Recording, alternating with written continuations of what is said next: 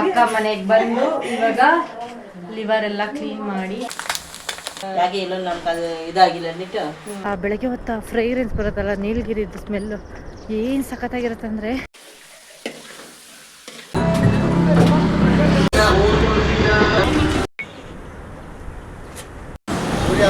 ಜಾಗ ಇದೇನೆ ಕಾಡುಗೂಡಿ ವೃಕ್ಷೋದ್ಯಾನ.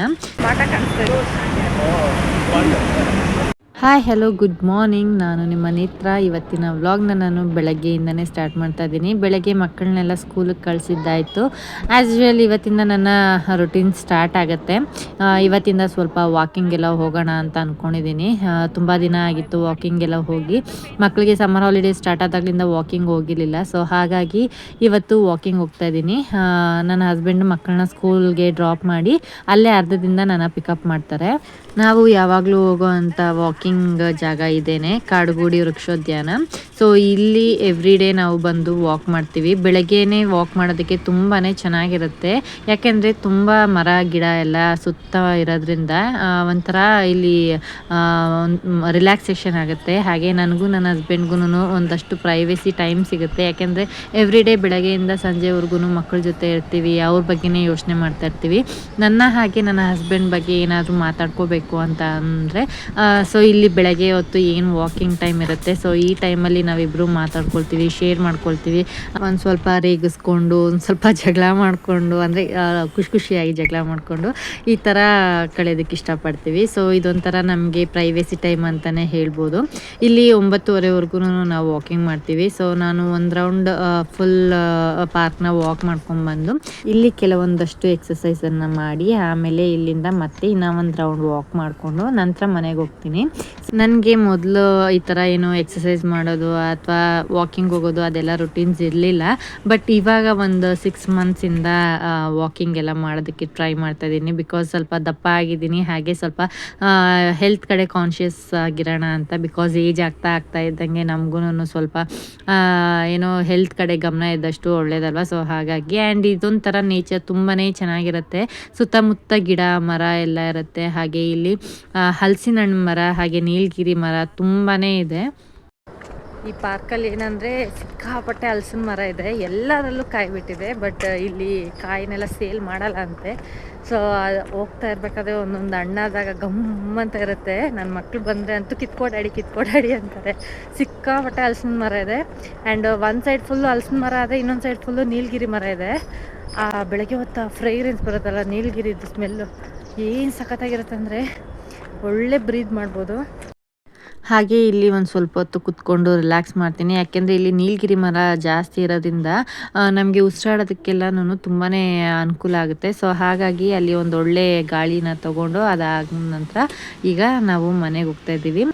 ಕೆಲವೊಮ್ಮೆ ನನಗೆ ಹೊಟ್ಟೆ ಹಸಿವು ಜಾಸ್ತಿ ಆಗಿಬಿಡುತ್ತೆ. ಯಾಕೆ ಅಂತಂದರೆ ವಾಕ್ ಎಲ್ಲ ಮಾಡಿರ್ತೀನಲ್ಲ, ಬೆಳಗ್ಗೆ ಬೇಗ ಎದ್ದಿರ್ತೀನಿ. ಮನೇಲೇ ಟಿಫನ್ ಮಾಡಿದ್ರೂ ಇಲ್ಲಿಂದ ಹೋಗೋಷ್ಟೊತ್ತಿಗೆ ಒಂದೊಂದು ಸಲ ಹೊಟ್ಟೆ ಹಸಿವು ಜಾಸ್ತಿ ಆಗಿಬಿಡುತ್ತೆ. ಸೊ ಹಾಗಾಗಿ ಇಲ್ಲೇ ಹೋಟೆಲ್ಗೆ ಬಂದು ಒಂದು ಮಸಾಲೆ ದೋಸೆ ಹಾಗೆ ನನ್ನ ಹಸ್ಬೆಂಡ್ ಬಿಸಿಬೇಳೆ ಭಾತನ್ನು ತೊಗೊಂಡ್ರು. ಸೊ ಇಲ್ಲಿಂದ ಹೋಗ್ಬೇಕಾದ್ರೆ ಅಕ್ಕ ಫೋನ್ ಮಾಡಿದ್ರು. ಫೋನ್ ಮಾಡಿ ಸ್ವಲ್ಪ ನಾನ್ ವೆಜ್ ಬೇಕು ಅವ್ರ ಮನೆಗೆ ಅಂತ ಹೇಳಿದ್ರು. ಸೊ ಹಾಗೆ ಒಂದು ಸ್ವಲ್ಪ ಪೆಟ್ರೋಲ್ ಹಾಕ್ಸ್ಕೊಂಡು ಮಳೆ ಕೂಡ ಜಿನ್ಗೋದಕ್ಕೆ ಸ್ಟಾರ್ಟ್ ಆಯಿತು. ಇಲ್ಲಿ ನಾನ್ ವೆಜ್ ತೊಗೊಳ್ತಾ ಇದ್ದೀವಿ. ಹಾಗೆ ಇವರು BBMPಯಲ್ಲಿ ಕೆಲಸ ಮಾಡ್ತಾರೆ. ಸೊ ಅವರು ಕೂಡ ಬಂದಿದ್ದರು.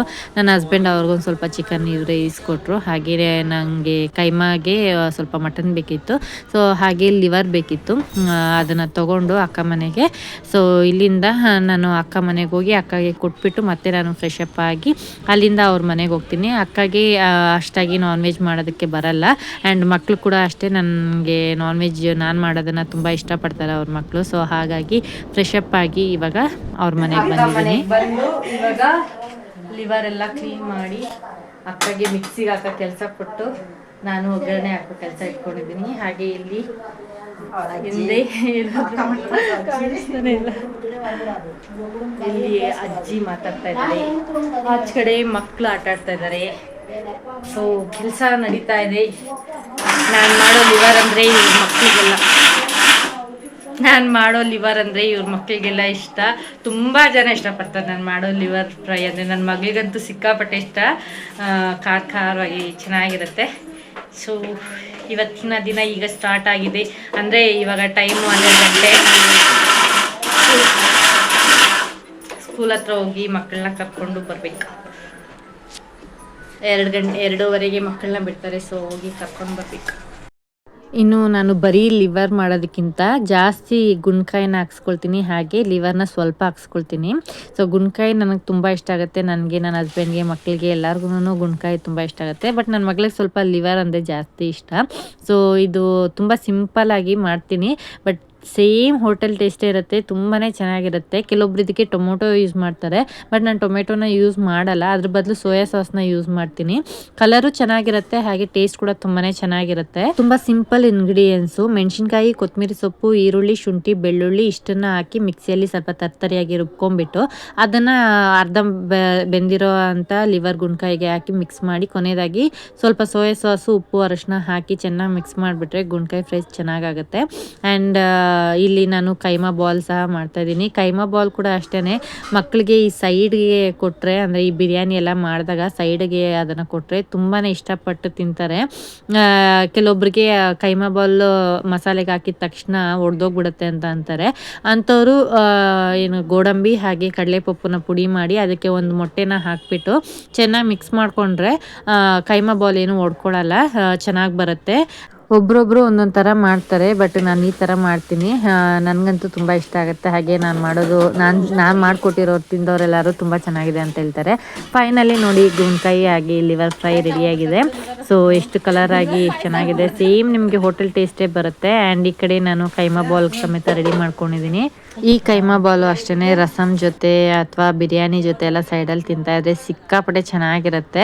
ನಮ್ಮ ಮನೇಲಿ ಇದನ್ನೆಲ್ಲ ತುಂಬಾ ಇಷ್ಟಪಡ್ತೀವಿ. ಸೊ ಹಾಗಾಗಿ ನಾನು ಮಾಡೋ ಥರ ಅದನ್ನು ನಿಮ್ಮ ಜೊತೆ ಶೇರ್ ಮಾಡ್ಕೊಂಡಿದ್ದೀನಿ. ಇನ್ನು ಅಕ್ಕ ನಾನ್ ವೆಜ್ ತಿನ್ನಲ್ಲ, ಸೊ ಹಾಗಾಗಿ ಅಕ್ಕಗೆ ಎಗ್ ಮಸಾಲ ಮಾಡ್ಕೊಡ್ತಾ ಇದ್ದೀನಿ. ಸೊ ನೈಟ್ಗೆ ಚಪಾತಿ ಕೂಡ ಆಗುತ್ತೆ ಅಂತ ಅಂದ್ಬಿಟ್ಟು ಎರಡಕ್ಕೂ ಸೇರಿಸಿ ಇವಾಗಲೇ ಮಾಡ್ಕೊಡ್ತಾ ಇದ್ದೀನಿ.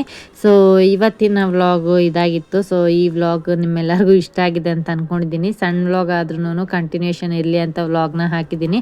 ಇಷ್ಟ ಆದರೆ ಪ್ಲೀಸ್ ಲೈಕ್ ಮಾಡಿ, ಶೇರ್ ಮಾಡಿ, ಕಮೆಂಟ್ ಮಾಡಿ. ಹಾಗೆ ನನ್ನ ಯೂಟ್ಯೂಬ್ ಚಾನಲ್ನ ಫಸ್ಟ್ ಟೈಮ್ ನೋಡ್ತಾ ಇದ್ದರೆ ಸಬ್ಸ್ಕ್ರೈಬ್ ಮಾಡ್ಕೊಳ್ಳಿ. ಫೇಸ್ಬುಕ್ಕಲ್ಲಿ ನೋಡ್ತಾ ಇದ್ದರೆ ಫಾಲೋ ಮಾಡ್ಕೊಳ್ಳಿ. ಮತ್ತೆ ನಾನು ಮುಂದಿನ ವ್ಲಾಗ್ ಜೊತೆ ಸಿಗ್ತೀನಿ. ಅಲ್ಲಿವರೆಗೂ take care, bye. Thank you for watching.